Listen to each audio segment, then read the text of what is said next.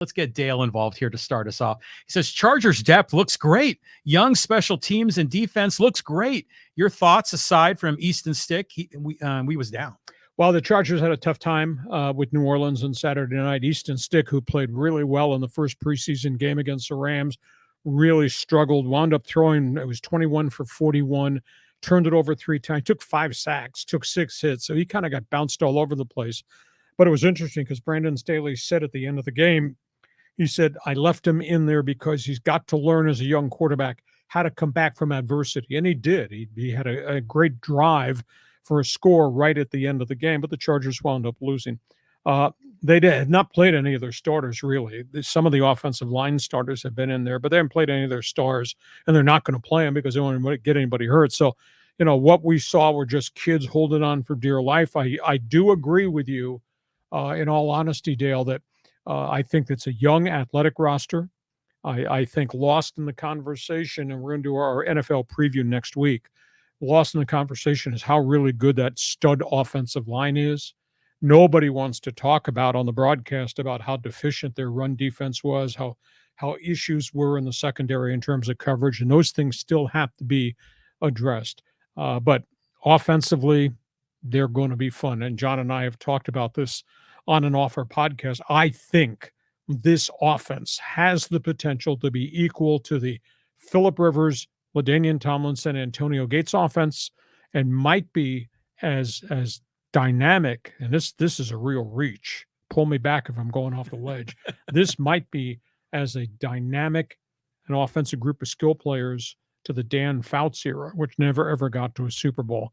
That's a lot, but I have such a belief in Justin Herbert to go with all the skilled people around him and the guys nobody knows, the studs in the offensive front. Yeah, well, they look good on paper, but how many times have we said that in our past as Charger fans? But let me ask you, Lee, we're obviously optimistic about this team going in. Have they had any major injuries in camp that maybe worry them? No, they really have had virtually nothing physically happen. Miami's had a really bad camp. They've had a lot of injuries. San Francisco's got a lot of guys nicked up. But no, the Chargers at this point in time, totally healthy. And they've granted, all their guys practice, and in the joint practices, the Herberts and Eckler, they were all on the field. Nobody's gotten hurt, knock on wood.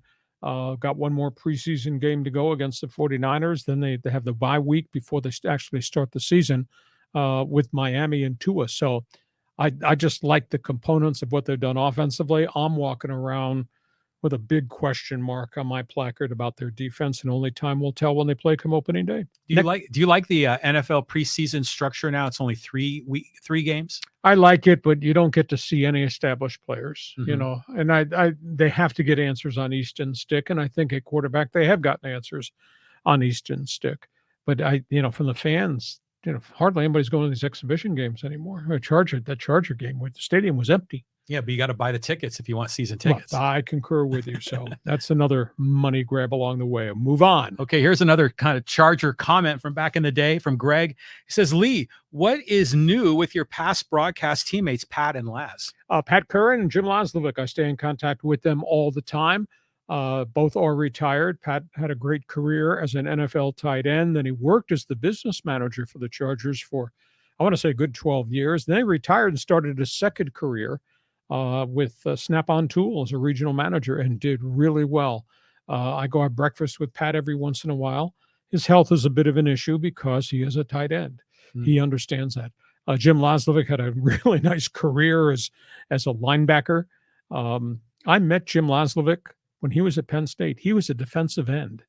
I broadcast a game Ohio University played at Penn State. He was the defensive end.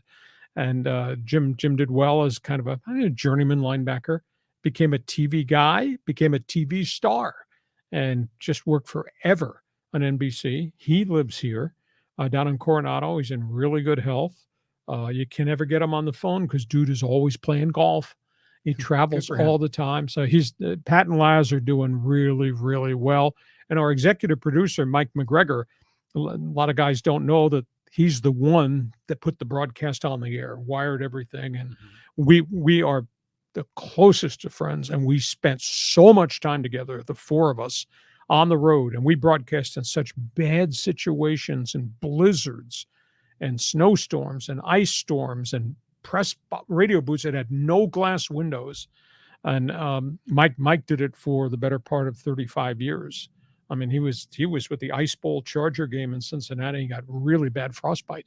So we stay in contact all the time, and we go out pancakes. So thank you for asking. And it's really cool for Charger fans. John, sometime between midnight and 5 a.m. when you're up and you're not doing this, go to Google or go to YouTube. Go YouTube, Charger Road to the Super Bowl. Because I did a thing with NFL Films back in the day.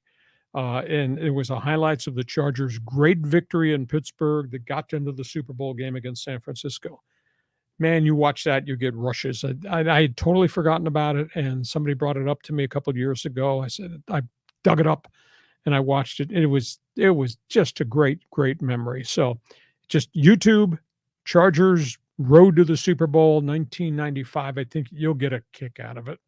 Yeah, it's great how as fans we develop a relationship, with the broadcast team. And it's, for me, this is fun doing this with you. I enjoy this. This is great. But Laz and Pat, we knew those guys every Saturday or Sunday, excuse me. We listened to the game and I had the transistor radio in my hand in Qualcomm listening to you guys. So it's neat that they're still doing well, that they're still active.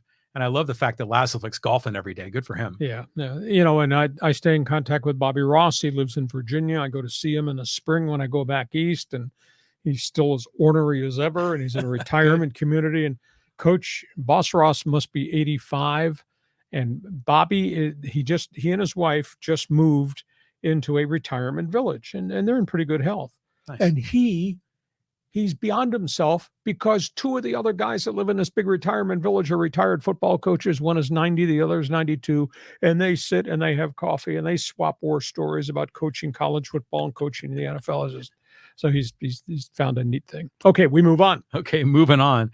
Let's go to Manny here. And he says, why should fans care about the Pac-12? It looks like the smugness from the school presidents killed any hope of surviving. I don't know how they bring it back. There's nobody out there to go get. Now, the only thing that'll save it, and we talked about this last week, Trev Alberts, the athletic director of Nebraska, is come up with the idea of a, quote, Champions League. Now, it's not going to happen a week from Monday. His opinion is after the TV networks pay all this volume of money to every school and every conference that they got the rights for, they're going to wake up one morning and say, we don't need to pay Northwestern $50 million a year. We're not going to pay Rutgers $50 million a year.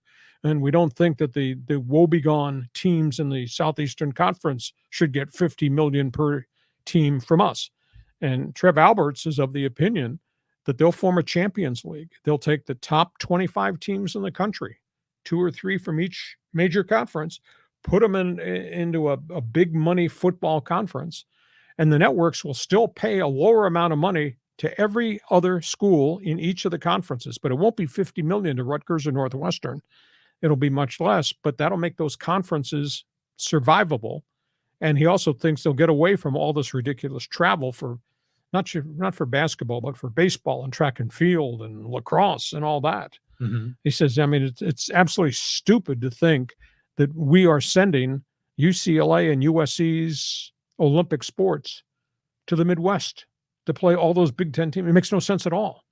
He says, so if we form a Champions League at the top with the big names, everybody else will operate and everybody go back to a regionality. Maybe it'll bring some of these conference schools back to what was the Pac-12, but to get to Manny's point, there's nobody out there to go get that I think brings any significant value. And, if you're going to take San Diego State and Boise State and Fresno and Colorado State, and that's going to be part of the new look Pac-10 or Pac-12, that's fine, but that kind of looks like Mountain West 2-0 to me. Yeah. Well, that's a good segue here. I mean, check out John's comment here next. He says, perhaps the best thing to happen to the Aztecs was not getting into the Pac-12. Well, it would have been a big issue if they'd gotten there and everybody else had left. And I don't think if they had gotten there, it would have carried any clout to prevent these other schools from going, because it's all kind of spun back to the value of the TV contract. And the TV contract was terrible, according to what Apple proposed. But it was terrible because the presidents prior had turned down $30 million a season from ESPN per school when $30 million was at the top of the food chain. So blood on their hands. Pac-12 presidents got blood on their hands. It's just nonsensical, big inflated egos here, that just don't want to accept reality. And, it's like, the bird in the hand is worth more than two in the bush, right? So take the money when it's on the table. Past tense, gone. Yeah, it's gone. Here, let's get another guy here involved. And this is from Gamer Vision. He says, hey, the NBA Cup sounds like the PBA, Philippine Basketball Association Cup. And I would hate to see that format here with the NBA. Well, I just don't understand what's exciting about seeing the Brooklyn Nets, play the Miami Heat in an NBA Cup game in group play the first weekend of November. This is supposed to be really important. What if you play the Cup game and you lose your star player? What if a guy blows out a knee or an Achilles in the, quote, NBA Cup game in November? Then what does your team look like the rest of the year? And you raised the point about workload. And so the Clippers, because it's the NBA Cup, are they going to play Kawhi and Paul George in back-to-back games in the first round of the NBA Cup? Load management? Mm-hmm. Go figure. I just like the idea that they're thinking differently and they're experimenting with ideas because, you just need to shake it up every once in a while. That's a good thing. Okay. You go off on these tangents all the time. It's absolutely amazing to me. Okay. We move on. Let's go to, I had this one lined up here and escaped. Oh yeah, here it is. And this is from Gerd Jeff. He says, why are they going after Harbaugh over a cheeseburger? Well, you're talking about the 3-game suspension of Jim Harbaugh that Michigan has just handed down. I don't think this is the end of the story because the fact that he lied to the NCAA, that's pretty significant. And now the NBA investigation is not complete. Michigan announced today that he is suspended for the first 3 non-conference games, lucky East Carolina. But then he'll coach when the Big Ten schedule starts. I think that the NCAA is going to come back and they're going to tag him in 2024 because this is significant stuff that he was dishonest to the NCAA about the blackout period when no school was allowed to recruit, bring on campus for visits, any player during the COVID blackout era. Everybody had to shut it down, and yet his people made contacts, and then he was not honest in answering questions of the NCAA. So I think, Jeff, we haven't heard the end of this, and I think in 2024 he's going to get tagged again. Wow. I mean, it's incredible how many moving parts are going on in college sports right now, and keeping track of all this. And as a coach, you want to recruit players, but you got to stay in the lines, and the rules are always changing. I mean, this is tough. I mean, it really is. The whole model needs to be rebuilt. Because right now it's too unmanageable. It sounds like you're copying out an excuse. If the email from the NCAA headquarters says, because of COVID, we are shutting all recruiting down nationwide, no recruiting visits, no contacts with players nor parents for I think it was a 4-week or 6-week window. But that was for everybody. That was for Dartmouth, and that was for San Diego State, and that was for Michigan. And Harbaugh didn't read the email. Yeah, I don't believe that. No, but they're always scheming, right? They're always looking for, a way to kind of work around the rules because they're competitive by nature, these coaches, and especially Harbaugh. So, yeah, it's something. It's something, isn't it? Moving on. Okay, this is a comment from Dan Smith. He says, Fredo Spanoses and L.A. Judases, what is this, like Nick Canepa's burner phone here, will choke like they do every year. Williams is hurt a lot. Allen is old, no tight end, terrible head coach. Blasphemy comparing this Judas team to the great San Diego Charger teams of Rivers and Fouts. Well, if we're going to use that Catholic priest to give the last rites to the Padres, then maybe he'll stop by here on our podcast and he can hold a public confession for me. I saw something I've never seen before, an actual description of the, quote, chargering. And Brandon Staley answered a question at his press briefing on Wednesday. Coach, what does the word chargering mean to you? And he actually answered the question. Cool. He says, not getting the job done. at the point in time we need to get the job done, or something like that. So, Mr. Smith, I totally disagree with you. I think this is going to be a great offense. Now, whether or not they have enough defense to go deep in the playoffs remains to be seen. Whether or not Brandon Staley is on the hot seat, that remains to be seen. I do like the hire of Kellen Moore. I think he's really unique as an X and O's guy. What he did with Dak Prescott in Dallas is special. So, you may dislike Spanos. I may dislike Spanos. At the end of the day, we should respect the roster the general manager's put together and the fact that this coach has brought kind of a unique and different culture to the thing, and respect the greatness of what I think is a really talented quarterback. So I may be in grudge mode, hoping Dean Spanos goes 0-17, but I am violating the rules of the press box.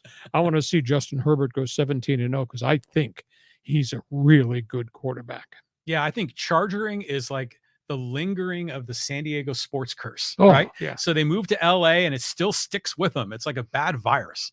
Okay, let's move on here. We got a comment here from Paul, and he says, Trevor Bauer will be back in MLB next season. He was never convicted of anything. It was a grift. Well, the lawsuit is still out there. We'll see if the lawsuit ever takes place. He may have besmirched his reputation, Paul. The reality is, though, the guy can still get people out.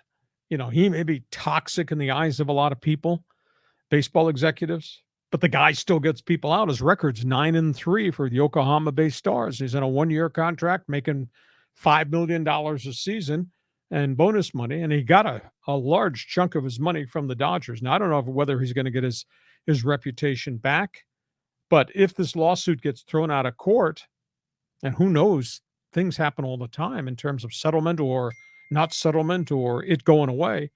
At the end of the day, Trevor Bauer might be back in the major leagues. I would assume somebody will give him an opportunity to pitch, but you can't remove the reality of the junk that he got himself involved in, can you? Well, do you think the Dodgers right now, with all those pitching injuries, are maybe regretting that decision to let him go? No, because I just think the Dodgers are stoic in terms of what they expect from their players, and they're not going to keep guys who are bad guys. Manny Ramirez here today, gone tomorrow. I mean, that's a prime example. But there'll be somebody out there, if this court case clears, that will probably give him a kick at the can. And the only question is, will he be a different person in terms of how he handles his personal business than he is or what was at the tail end of his career? That's a big issue. Yeah, I think he's going to get picked up somewhere. I mean, he's just too talented. Here's a comment here from Brett, and he says, how come SEC programs never get penalized? Well, if you go back in the history book, a hell of a lot of them have. Mm-hmm. Brett, SEC, you know what that stands for? Sure, everybody cheats.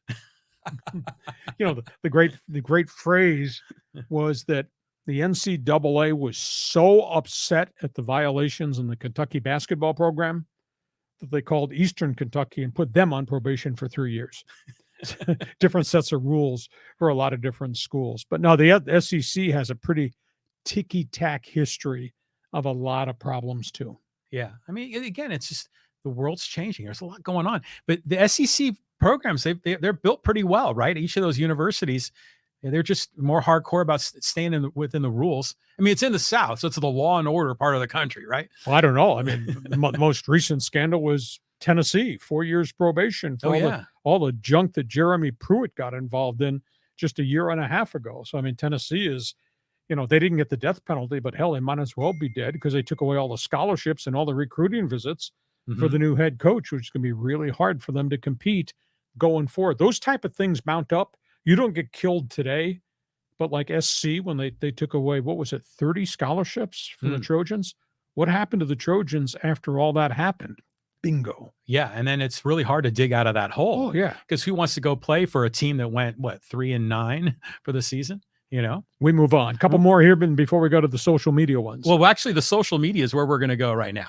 So let's queue up one of them here. And this is an NBA comment about the James Harden possible move.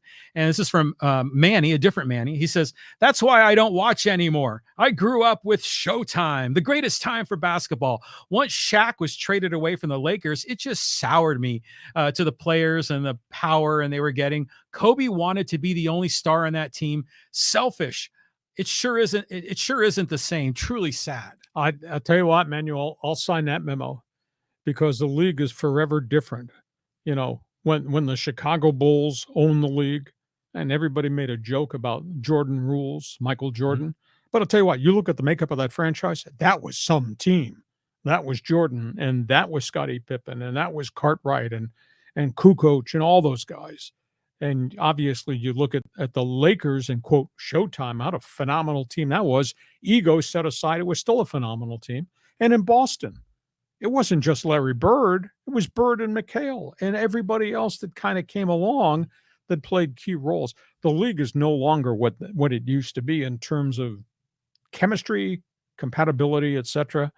And I get tired of dealing with the Harden story and dealing with Kyrie Irving's chronic unhappiness, and to even a degree, dealing with what Kevin Durant became as he's moved around the roadmap to all these places because I want to go play somewhere else for some other coach and maybe we'll win there. And it hasn't really worked out. So the league is different. I don't know how they're going to get this league back under control. It's a big issue. Well, how about the Golden State Warriors? I mean, you got um, Curry and you've got Klay Thompson, Klay Thompson. I'm spacing on names. Draymond And Green. Draymond Green. Now you had CP3. Yeah. So I mean that's a team. I mean, it's not just about they're individual stars, but they work collectively as a team under Steve Kerr. So we still have some of that. That's kind of the exception of the rule, is it not? Yeah, maybe you're right. Yeah. I know I'm right. Thank you Yeah. very much. Yeah. So but the NBA is just such a different game than college basketball.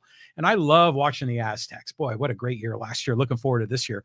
But yeah, the NBA, you just have to have a different attitude going into it as a fan. Okay, got a couple more here before we wrap this up, our Monday bonus coverage. All right, let's go to here a Dodger comment from Paul, and he says Andrew Freeman built a great farm system to fill in the gaps for the Dodgers. That's why they win every year. AJ Preller is not at fault here for the Padres. I think the Padres need a new manager and trade Machado to improve chemistry. They have a ton of talent. Well, the only thing I'll disagree with you is the reality that these are all AJ's players. And this is the end result. If there's bad chemistry on the roster, bad makeup on the roster, if half the roster doesn't contribute, that's because the general manager is the one that made all these deals. So I think AJ has to be held accountable.